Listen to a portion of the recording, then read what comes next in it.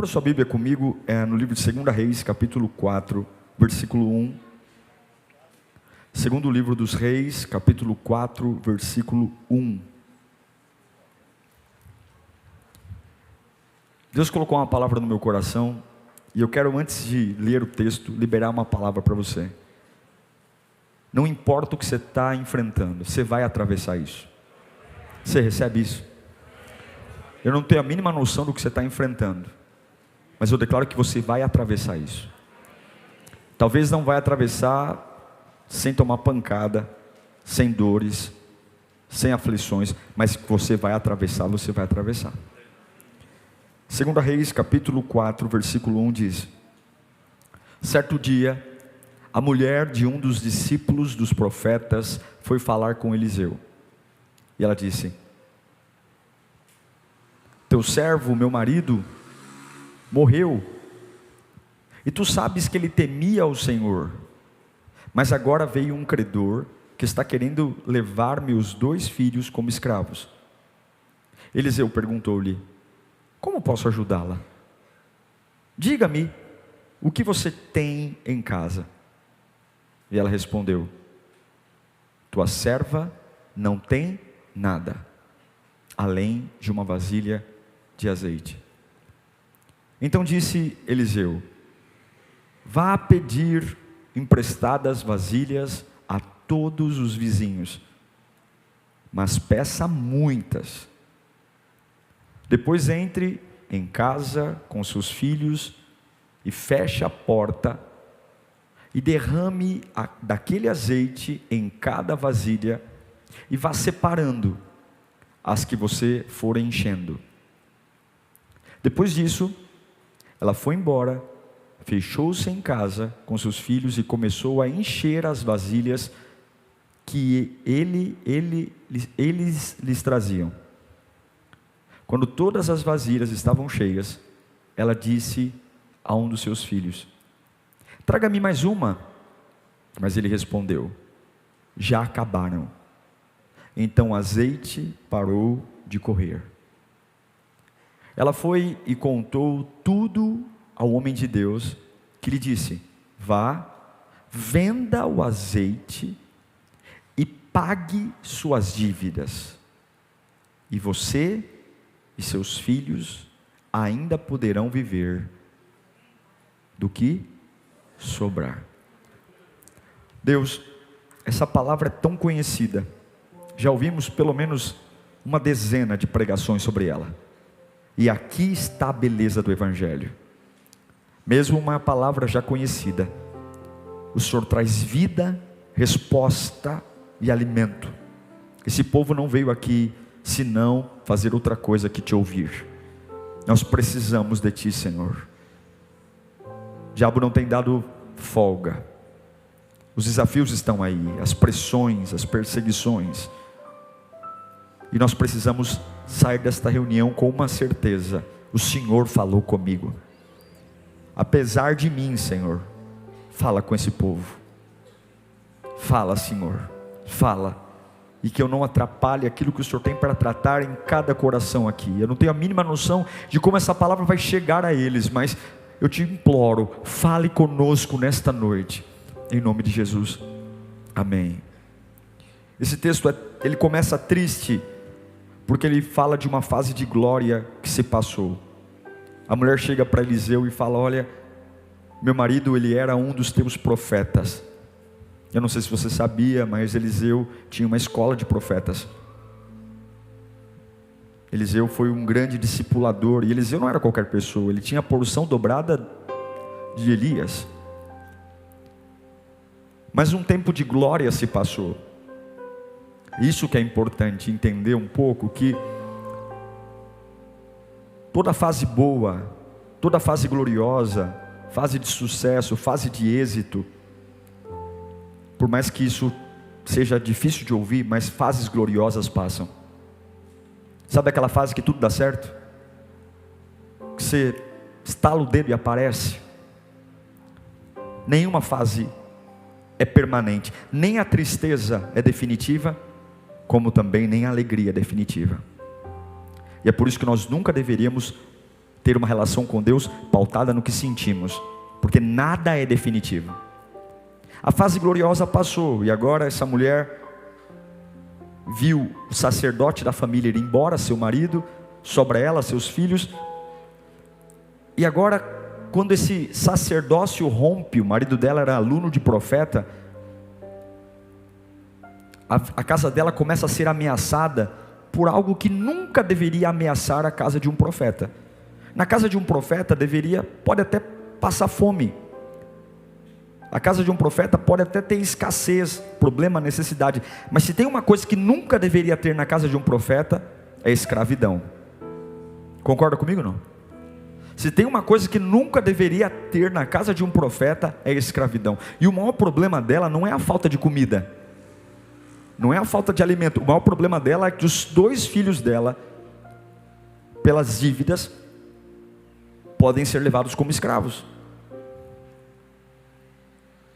Toda mente escrava sempre é fruto de um rompimento de sacerdócio. Toda vez que a gente começa a ficar preso numa estação, preso numa mania, preso numa situação, pode ter certeza, uma fase de sacerdócio, uma fase de comunhão com Deus foi embora. Porque em lugares que há comunhão com Deus, você passa até por necessidade, mas a escravidão não bate a porta. Não bate a porta. E agora a escravidão bate a porta da casa dessa mulher.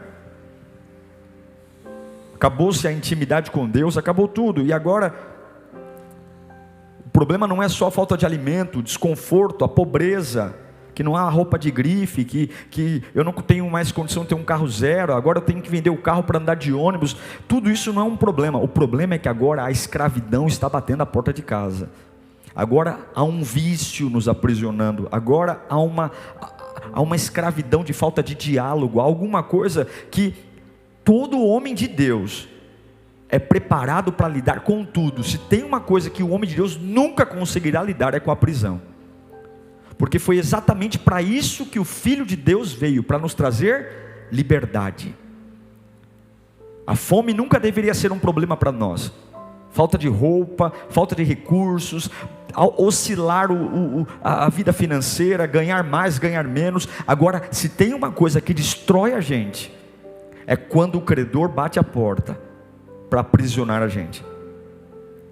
Enquanto o sacerdote estava vivo, enquanto o marido estava vivo, tinha dívida, tinha problema, mas o credor não ia levar os filhos como escravo. A hora que o homem morre, não é possível mais segurar os credores.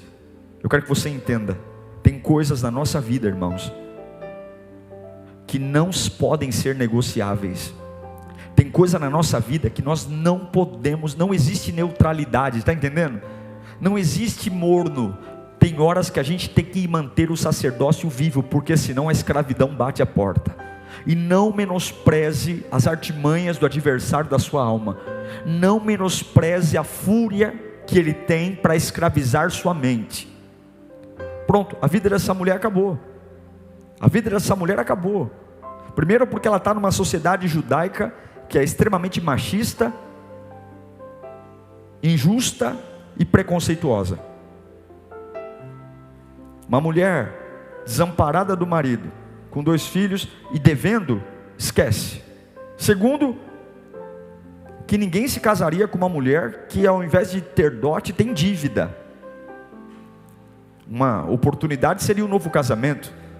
Quem se casaria com uma mulher com filhos? Quem daria emprego a essa mulher? Acabou.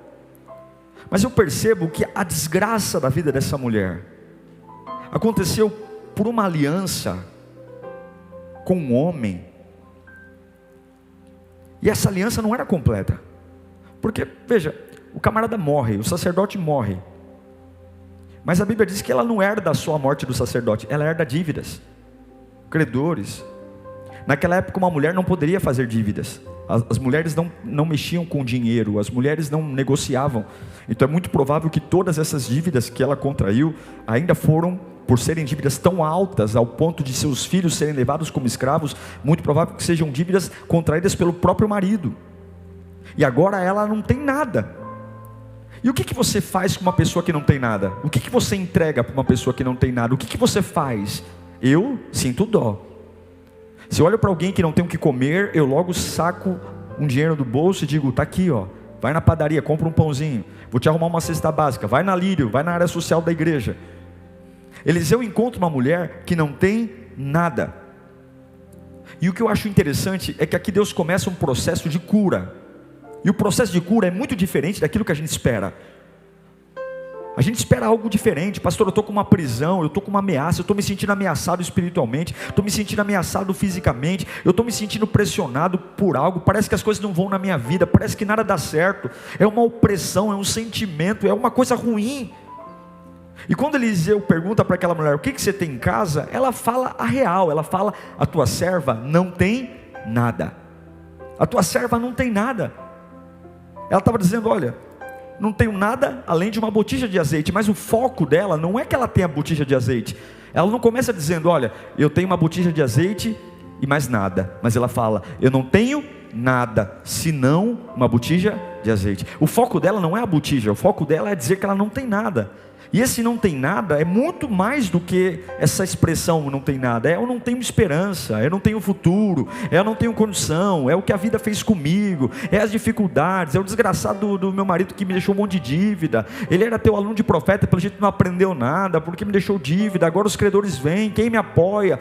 E aí a gente começa a terceirizar o problema, eu não tenho nada. Ela está falando de falta de alegria, ela está falando de falta de esperança, realização profissional, eu não tenho nada. E talvez alguns estão aqui falando, pastor, eu vou para a igreja hoje porque eu não tenho nada, eu preciso de Deus porque eu não tenho nada, eu não tenho esperança, eu não tenho amigo. E a gente lista isso com a maior tranquilidade. A gente é muito bom para dizer o que não tem, nós somos excelentes para listar tudo o que falta, a amizade que eu não tenho, o afeto que eu não tenho, a casa que eu não moro, o emprego que eu não tenho, o salário que eu não ganho. A gente tem tudo, o marido que eu não tenho, o filho que eu não tenho. E aquela mulher diz, eu não tenho nada. E aí agora começa um processo de perceber o porquê que Deus permitiu aquela mulher passar por aquilo. Começa um processo que eu chamo de amassamento. Porque Eliseu não dá um abraço nela, Eliseu não dá um beijo nela. Eliseu, vem cá, tadinha, sua história é tão triste, né? Vou fazer uma vaquinha para a gente tentar pagar sua dívida. Mas ele força, o que você tem em casa? Eliseu não comenta a expressão dela, não tenho nada, mas Eliseu diz, você tem azeite? Você quer um verdadeiro fluir? Então eu vou colocar algo sobre a sua vida, que você pode fazer apesar de tudo o que você está vivendo. Você tem o quê? Um pouco de azeite? Pois bem, Deus vai amassar você. Nunca vai existir um grande fluir de Deus sem que Deus amasse você. Eu creio que grandes avivamentos, grandes poderes de Deus liberados, são gerados depois de fortes pressões. Eu creio que uma das grandes ferramentas que Deus tem para empurrar os seus filhos e para impulsionar os seus filhos, não é o beijo, não é o abraço, mas é a pressão. É a pressão. Essa mulher está vivendo uma vida de pressão, e Eliseu coloca mais pressão. Ele diz para ela, eu quero que você bata de porta em porta, e eu quero que você peça vasilhas vazias. Não há lógica nisso. Ele deveria dizer, bata de porta em porta e peça um punhado de arroz, peça um punhado de feijão, peça uma xícara de açúcar, peça uma xícara de sal. Não, peça vasilhas, e peça vasilhas vazias. Eu quero que você tenha coragem de, no meio da sua miséria, ir até alguém que pode dar algo que você precisa. E você não vai pedir o que você precisa, você vai pedir algo que prepare para receber o que eu darei a você. Irmãos, pode parecer algo simples, mas não é. Ter coragem para contrariar a lógica é um processo doloroso. Ter coragem para contrariar a minha necessidade é um processo doloroso. Mas você jamais vai provar de um grande avivamento até a hora de você entrar nas loucuras que Deus vai propor a você, até a hora de você entender que Deus pode fazer algo diferentes. Eu sei que tem pessoas aqui dentro que já foram amassadas nesse ano de 2020, pessoas que foram poderosamente amassadas, pessoas que tiveram perdas, pressões, de repente é o sacerdócio que foi embora, dívidas, credores. E eu sei que muitos que estão aqui hoje talvez nem acreditariam que chegariam vivos até esse ano. até novembro. Hoje é o dia 5 de novembro. Talvez muitos que estão aqui hoje, talvez nem acreditariam que não teriam falido, e talvez não faliram, estão aqui. Mas eu quero que você compreenda com toda a sua alma. Todas as vezes que a gente achar que a gente vai morrer, que a gente não vai aguentar, porque a dívida é alta, porque estão tentando levar algo que me importa, porque meu filho, Deus sempre vai chegar com um desafio, e você precisa aceitar os desafios, porque Ele vai amassar você. Ele vai amassar você porque até hoje você está morrendo numa dívida por conta do sacerdócio que o teu marido deixou. Porque você estava debaixo de um sacerdote, de um pastor, debaixo de um sacerdócio de um pai, de uma mãe.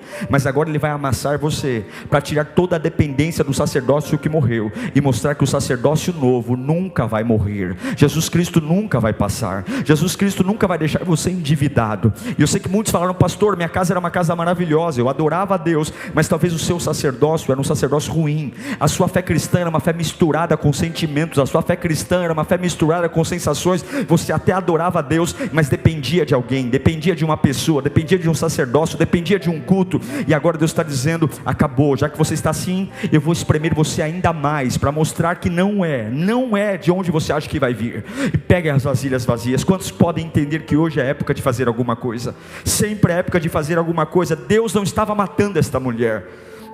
Eliseu não estava matando ela, Eliseu não estava humilhando ela, ele estava apenas amassando ela, fazendo aquela mulher sair daquele discurso que não tem nada, e apesar de ainda não ter nada em casa, começar a pedir vasilhas. E eu fico tentando imaginar os filhos chegando com bandejas, bacias, moringas, e enchendo a casa. E quando você traz as vasilhas para casa, não tem nada lá, só continua tendo o mesmo restinho de azeite. Mas Deus estava dizendo: você jamais vai se preparar para receber algo, até eu amassar as tuas ideias, até eu amassar a tua opinião, até eu amassar a tua lógica, até eu amassar os lugares que te dependem. Não tem lógica encher a casa de tigela, sendo que não tem mais nada ali para pôr. Deus está amassando pessoas esse ano e colocando tanta pressão, que a única coisa que vai sobrar é a fé. A única coisa que vai sobrar é a fé. E não se preocupe dizendo: pastor, mas só a fé é tudo que você precisa para ter uma nova vida. Deus está amassando tantas pessoas, tirando pessoas de você, tirando amigos, afastando você de lugares, rompendo com sistemas e fazendo como assim? Era para eu estar pedindo azeite, não pegando vasilha vazia. Mas Deus está amassando tanta gente porque um novo fluir vai chegar. Eu declaro em nome de Jesus: o novo fluir vai chegar, um novo frescor, uma nova vida. E você não pode ter, aquela mulher não tinha ideia do que estava para ser derramado na vida dela, mas Eliseu sabia.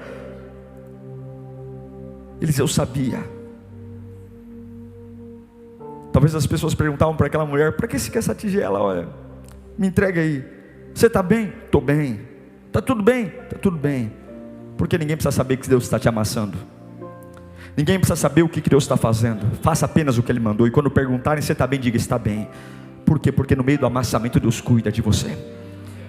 No meio do amassamento, Deus não entregou para aquela mulher um beijo, um abraço, um lencinho. Deus não entregou para Deus, deu um trabalho. Você vai abrir a porta da tua casa e você vai se preparar para receber um novo fluir. E eu sei que é por isso que muitos estão nesse culto sentado aqui hoje. Eu sei que é por isso que muitos vieram pegar vasilhas vazias aqui hoje, porque em casa não tem nada, em casa não tem alegria, não tem nada. Mas você veio aqui para isso hoje. Deus tem algo para você. Eu acredito de verdade que a pressão transborda. Eu acredito que a pressão transborda poder. E aquela mulher se preparou para viver na miséria, gente. Ela se preparou para morar numa casa que não tem nada. O foco dela está ali. E agora Deus começa a fazer sair de casa e buscar recursos. O amassamento é como se Deus colocasse uma pressão em nós, para nos expulsar de lugares que nós tratamos como confortáveis. Porque muitos reclamam demais das suas dores, mas se habituaram a morar nelas. Por que você acha que do dia para a noite Deus tira a comida?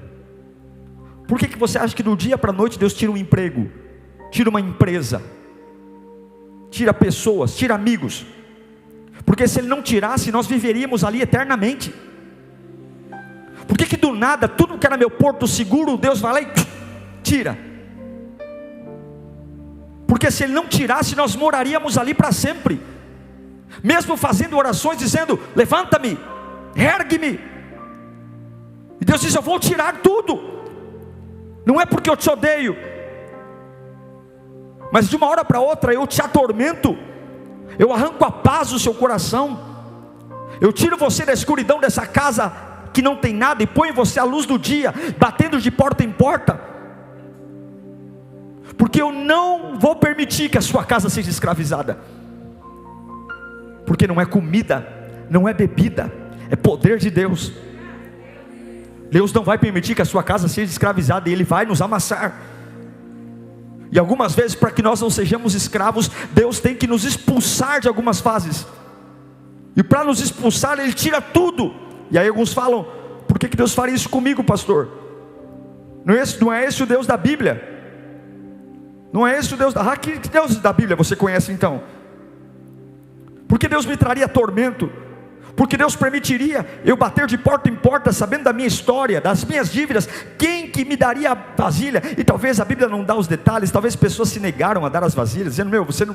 para que você quer essa vasilha? Você quer para vender? Eu sei que você está devendo, eu sei que os credores estão vindo aí. Mas Deus expôs aquela mulher, expôs ela. Alguém que já deve para todo mundo ainda vai pedir vasilha vazia. Deus estava expondo aquela mulher. Por que isso? Por que Deus já não mandou os corvos trazer carne e pão, como foi com Elias? Por que Deus não trouxe uma carruagem de fogo com várias cestas básicas? Por que Deus não mandou alguém com dinheiro na porta dela, dizendo: olha, as tuas dívidas estão pagas? Para que isso? Para que expor essa mulher a pedir vasilha vazia? Para que bater de porta em porta, pedir muitas? Para que colocar os filhos dela na rua? Para quê? Porque Deus estava fazendo algo diferente. Você não pode ser amassado sem cumprir a vontade de Deus. E se você confundir o amassamento de Deus com a destruição, você vai quebrar. Sabe o que eu aprendo, irmãos? A gente fala muito de vencer. Eu estou cansado de ouvir sermãos de vitória. Estou cansado. Sabe, lá é só vitória. Receba. Os púlpitos só falam de vitória, mas nós não falamos do amassamento, e não falamos que não existe vitória sem processo. Não existe. A gente é muito bom de falar de promessa. Eu tenho uma promessa para minha casa, mas não existe promessa sem processo. Não existe. Não existe. Para mim a promessa, ela é como uma criança prematura. Quanto mais cedo ela nasce, menos chance de sobreviver ela tem. Eu não posso querer viver uma promessa sem estar preparado para aquilo que Deus tem para mim. Eu não posso.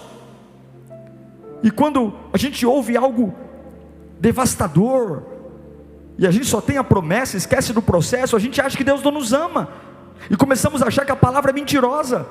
Por que não? Falta azeite? Eliseu, me dê azeite.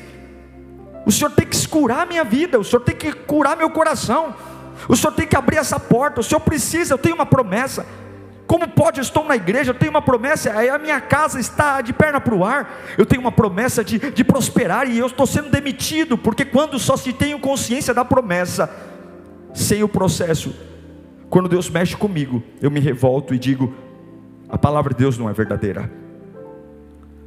Mas se você quer viver algo de Deus, você tem que aceitar o processo do amassamento. Você tem que deixar Deus te pressionar. Você precisa. Eu sei que não é uma palavra confortável de se ouvir. Seria muito mais prático eu resumir a mensagem dizendo: levanta as suas mãos, receba a vitória, receba poder. E alguns sairiam falando em línguas aqui, dizendo: Deus falou comigo. Mas não existe promessa sem processo. Você não pode fluir em Deus sem sofrer a pressão de Deus. Você não pode fazer obras lindas na presença de Deus se você não permitir Deus te amassar e te pressionar. Não pode. Porque você está nesse culto aqui, e quando você acabar esse culto, talvez na sua casa haja um marido embriagado, haja um filho rebelde. Talvez acabando esse culto, amanhã você vai para a empresa e tem alguém lá que te persegue. E se tudo na sua cabeça é a promessa, você vai dizer que o culto não foi bom. Porque se o culto fosse bom, amanhã mesmo os meus inimigos estariam com a boca fechada. Hoje mesmo, chegando em casa, meu marido estaria convertido. Amanhã mesmo a porta de emprego estaria aberta, porque eu fui à igreja, eu recebi uma promessa. Você tem que entender que a promessa sempre será sua, mas antes dela haverá um processo, e o processo é Deus te amassar. Amassar. Como pode minha vida estar numa desordem se eu tenho uma promessa? Sua vida está numa desordem porque Deus está te amassando. Sua vida está numa desordem porque Deus está te amassando. Já não me bastasse, Eliseu, a humilhação de ver credores da minha porta, meus filhos escravos, você ainda me pede para pedir vasilhas vazias, bater de porta em porta, carregar vasilhas, e o comentário das pessoas, e a fome que continua, e o que vão me dizer. Mas é nesse momento que você tem coragem de cumprir a palavra de Deus, mesmo quando não há lógica, porque você sabe que quando Deus te amassa, algo flui. Quando Deus te amassa, algo flui. Quando Deus te amassa, algo flui. Aqueles que Deus ungirá são aqueles que Ele amassa mais. Aqueles que recebem a maior unção são aqueles que são os mais amassados. Aqueles que são amassados, e talvez você está dizendo, pastor, eu não consigo entender, mas o problema é que a maioria da gente se prepara para o sucesso, mas não prepara para o amassamento. Mas sucesso é a consequência de um processo maravilhoso de amassamento, porque sucesso não é a capacidade de ajuntar para uma fase, mas sucesso é a capacidade de persistir e continuar, apesar de todas as fases. Há uma palavra linda que eu amo, que é continuar. Repita comigo: continuar. Como é maravilhoso essa palavra continuar. Apesar de tudo eu estou continuando. Apesar do que fizeram eu estou continuando. Apesar do que eu estou sentindo eu estou continuando. Alguns momentos eu corro um pouco mais, alguns momentos eu ando um pouco mais lento, mas eu sempre continuo. E se você entender que o processo te dará a capacidade de continuar, Deus vai suprir a sua vida. Abra bem os seus ouvidos o que eu estou ministrando aqui da parte de Deus. Se você está expondo demais a sua vida ao sucesso antes de passar pelo processo, você vai fracassar. Não deseje nada fora do tempo de Deus. Nada. Deus tem um momento certo para todas as coisas. Vai buscar as vasilhas arrasado mesmo. Vai buscar as vasilhas chateado mesmo. Vai buscar as vasilhas com medo. Vai buscar as vasilhas de muleta. Vai buscar as vasilhas de cadeira de roda. Vai buscar as vasilhas de qualquer jeito. Vai buscar as vasilhas, ou você vai acabar numa casa de repouso, velho, contando para os seus netos aquilo que você deveria ter feito, mas não teve coragem de fazer, e por isso que hoje você está esquecido lá. Vá buscar as vasilhas, vá com lágrimas, mas vá buscar, vai fazer o que tem que fazer, porque não virá fluir até você aceitar o amassamento, até você aceitar que Deus está exigindo algo além de você, e que pode parecer o que for para os outros. Você sabe que Ele falou com você. Você sabe. Eu acho interessante porque a parte do cérebro que identifica a dor física é a mesma parte do cérebro, o cerebelo, que identifica a dor da alma. Em outras palavras, o teu cérebro não sabe identificar quando você quebra uma perna e quando alguém parte o seu coração. Para ele a dor é a mesma. A mesma parte que registra a dor física é a mesma parte que registra a dor emocional. A mesma. Ele não sabe diferenciar quando você toma uma facada ou quando alguém te trai.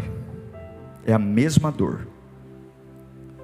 E de repente você está vivendo um trauma que não dá para ir no médico, porque não sangra. De repente você está vivendo uma dor que não dá para buscar um enfermeiro, porque não tem hematoma, mas dói tanto quanto, porque para o teu cérebro, partir o teu coração ou partir a tua perna, vai doer do mesmo jeito. Ele não sabe diferenciar a dor do coração da dor física. E aí você chega no hospital e diz para o médico: dói. Ele vai fazer raio-x, tomografia, exame de sangue, vai dizer: volte para casa, você está bem. E você sabe que não está bem. Você sabe que dói. Você sente uma dor insuportável. E algumas vezes Deus nos amassa assim. Nos amassa aqui dentro. As pessoas que moram ao nosso lado não nos entendem, porque a gente tem tudo e ainda assim está sofrendo como está. As pessoas que trabalham conosco não entendem porque a gente vai para o banheiro chorando no meio do expediente. Os amigos não compreendem porque do dia para a noite nosso semblante cai, porque nós estamos sendo amassados por Deus. E nós entendemos o quanto dói. Quantas vezes a gente está sendo amassado porque simplesmente o coração está partido, por expectativas frustradas, por abandono, por solidão. Tem muitas maneiras de Deus nos amassar. Muitas maneiras. de nos expulsar da casa que não tem nada, para mudar a atmosfera dessa casa. E eu poderia listar aqui incontáveis maneiras que Deus nos amassa. Poderia listar aqui. A única coisa que eu quero dizer é que dói. Dói, dói, dói. Dói tanto quanto cair de um 5º andar de um prédio. Dói tanto quanto tomar uma facada na perna. Dói, só que não sangra e ninguém vê. Mas dói, dói, dói. Amassamentos de Deus dói.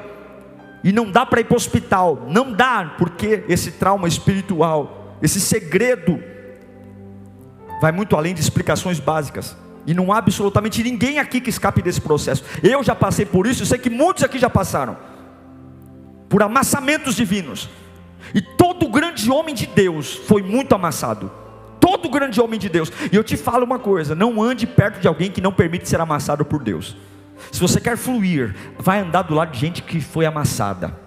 Se você quer fluir, vai andar do lado de gente que foi espremida. Se você quer fluir em Deus, vai andar do lado de gente que foi amassada e permitiu o fluir vir. Não fica andando do lado de pele fina. Não fica andando do lado de gente que rejeita o que Deus está fazendo, que vai embora, que não aceita, que diz: não, se Deus me amasse, Ele não me permitiria passar por isso. Se Deus me amasse, não, esse amassamento é tudo o que você mais precisa para ser livre das dívidas do sacerdócio que faliu, para depender do sacerdote que é o sumo sacerdote, que está acima de tudo e todos. Deus não te amassa para você abraçar a dor. Deus te amassa para você se livrar dela. E diga a você: enquanto você não aceitar o amassamento, nada melhora. Nada. Nada. E você talvez não esteja enfrentando algo que o diabo fez. Demônios. Talvez você só está lidando com uma dor que está te expulsando de uma área que você tem que sair. É como se Deus falasse: eu vou te amassar, porque se eu não te amassar, você não sairia daí. Você não tomaria uma decisão. Se eu não te amassar, você não pensaria nisso. Eu vou te amassar. Mulher, vai pegar vasilha. Mulher, sai daí, vai pegar vasilha. Vai mudar a conversa, vai mudar. Vai, bate nas portas. E Deus hoje está falando com muitas pessoas aqui: arrombe as portas se for preciso, bata nas portas se for preciso, mas sai daí, sai daí, sai daí. Eu estou te pressionando, porque o poder que eu tenho para liberar, não é possível ser liberado no lugar que você está, com o discurso que você está fazendo. Eu estou te amassando, eu estou tirando comida, eu estou tirando amigos, eu estou tirando oportunidades, eu estou mexendo com você, eu estou tirando sua base de conforto. Eu estou te amassando, porque o que eu tenho para fluir na sua vida, o lugar que você está vivendo não comporta, a vida que você está vivendo não comporta, os amigos que você tem não comportam. Eu estou te amassando para te dar uma nova realidade. Olha que coisa louca, a Bíblia diz que quando ela pega as vasilhas, Eliseu diz: olha, entra em casa, fecha a porta e deita o azeite nas vasilhas vazias. E ele começa a deitar o azeite, e eu acho lindo isso, e derrama o azeite, daqui a pouco o menino diz: mãe, acabaram as vasilhas. E aí ela vai contar para Eliseu, dizendo: Eliseu, acabou. E Eliseu fala: olha, pega as vasilhas, vende o azeite e paga a tua dívida, e o que sobrar, você vai viver do resto. Veja, gente, essa é uma promessa. Viver do resto diz, na minha concepção, de que enquanto ela sobrevivesse, ela iria ser sustentada por aquele azeite. Veja, eu acredito que por mais vasilhas que ela tenha pego naquele dia, por mais vasilhas que ela tenha pego emprestada, pagando as dívidas, e o que sobrasse, matematicamente e financeiramente, seria basicamente impossível. Mas o que eu entendo era que Deus não estava derramando sobre ela uma quantidade de azeite, mas Deus estava derramando um fluir de azeite. É como se ela falasse, se Deus falasse assim para ela: olha, quando o que eu gerei tiver para acabar, pega de novo aquela mesma vasilha, pega outras vasilhas e deita azeite, que vai continuar fluindo. Eu não estou te dando uma quantidade para hoje, mas eu estou te dando um fluir para a vida. Você vai viver do resto, ou seja, sempre que acabar, deita a vasilha, que vai continuar fluindo azeite. Vai fluir azeite, vai fluir azeite, vai fluir azeite. É bonito a vitória, não é? É bonito a vitória, não é? Mas qual é o processo? O processo é, apesar de ter uma ameaça de escravidão, apesar de ter a ameaça dos meus filhos serem presos, eu ainda vou buscar recurso para ser cheio de Deus. Eu ainda vou buscar recurso para obedecer? Como é que você quer vencer se você não aceita o processo? Como é que você quer vencer se você espera felicidade para fazer o que Deus te pede? Como é que você quer vencer se você espera que as peças se encaixem? Como é que você quer vencer se você espera que tudo se encaixe na matemática? Você tem que abrir a porta dessa casa da miséria.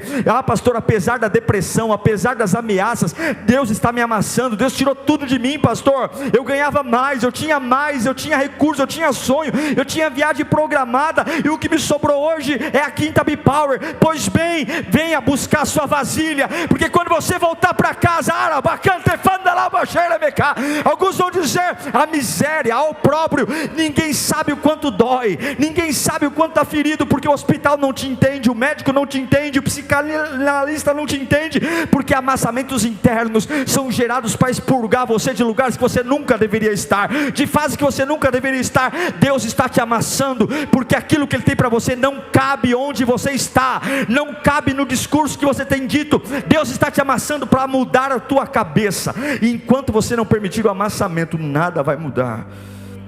A única coisa disso é que aquela mulher derramou, e quando ela derramou, as complicações dela foram embora, os problemas dela foram embora, as angústias dela foram embora. Deixa-me perguntar uma coisa para você: você já foi trabalhar cansado? Quem já foi trabalhar cansado? Eu já preguei cansado, eu já preguei com vontade de não pregar. Você já tentou animar pessoas estando pior do que elas? Quem já fez isso?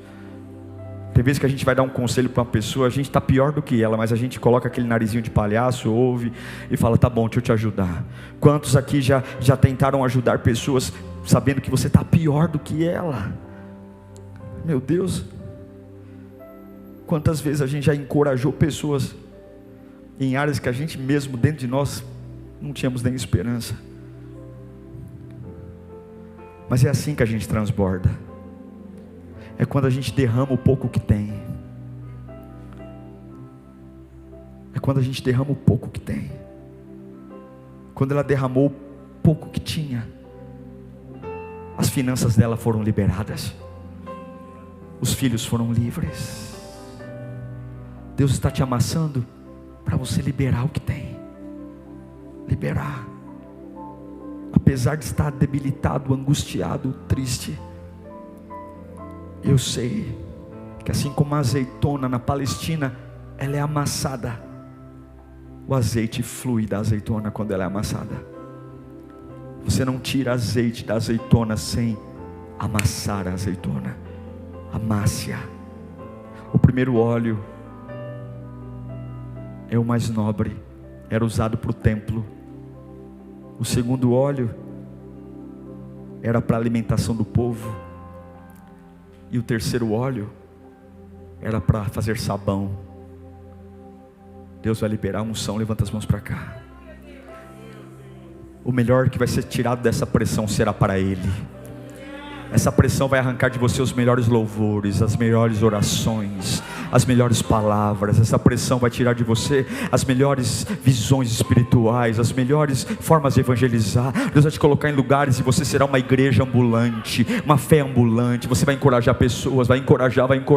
A segunda leva de óleo será para a tua família. Você vai levar óleo para a tua casa. A tua família vai se sustentar pela tua fé. Teus filhos vão se sustentar pela tua fé. A tua geração vai se sustentar pela tua fé. E a terceira leva será como sabão. Você vai andar pelas ruas, andar pelos lugares que outrora são sujos, pesados, e Deus vai usar você para a libertação. Eu quero dizer em nome de Jesus, Deus está te amassando para encher tua casa de poder e unção. Eu creio nisso. Feche os seus olhos. Diga para o Senhor: eu vou, Pai.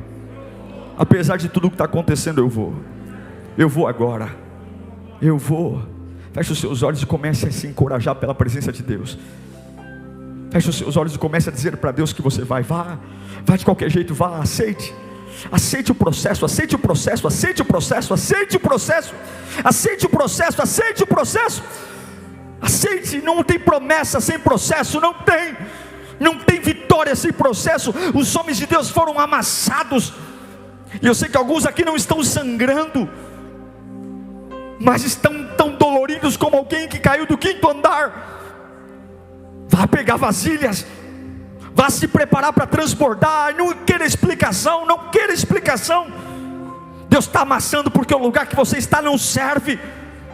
o lugar que você está morando, a vida que você está levando, as coisas que você está se apoiando, os amigos, as conversas, isso que está te alimentando, não é suficiente, não é lugar para Ele colocar algo em você. Então Ele está te amassando. Deus está me punindo, pastor, por que Ele tirou? Era tão precioso. Não, eu não estou te punindo, estou te amassando. Eu estou te amassando porque o que precisa fluir da sua vida, do jeito que está, não dá. Chega das dívidas, chega de ameaça de escravidão, chega daquele sacerdócio velho, chega de ficar com uma fé dependendo de gente, chega de ficar herdando conversas que não levam para lugar algum, chega de ficar dizendo: eu não tenho nada, eu não tenho nada, não tenho esperança. Acabou. Então eu vou te amassar para você entender quem eu sou, para você compreender de quem eu sou, o poder que eu tenho, a glória que eu tenho. Não é porque eu te odeio, não é porque eu te odeio, mas você não pode viver o que você sonha sem passar por um processo, senão vai morrer, vai quebrar. Então eu estou te amassando, mas depois de todo amassamento, Deus libera poder. Depois de todo amassamento, você pode fechar a porta